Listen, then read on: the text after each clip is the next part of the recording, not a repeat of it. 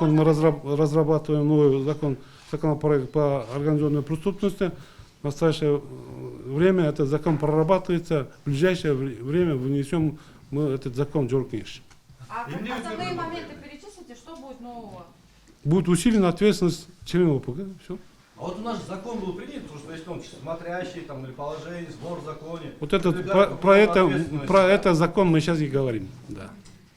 Мы сейчас мы разрабатываем новый закон. Разработали, может быть. Он же был же уже, то, что он вор в законе, значит, посадили там. Это закон, еще раз говорю, этот закон мы приводим в соответствие с принятым нашим уголовно-процессуальным кодексом, поэтому мы разрабатываем сейчас новый закон, в котором усиливается ответственность вот этих членов организованной преступной группы. Ужесточается? Да, ужесточается, да.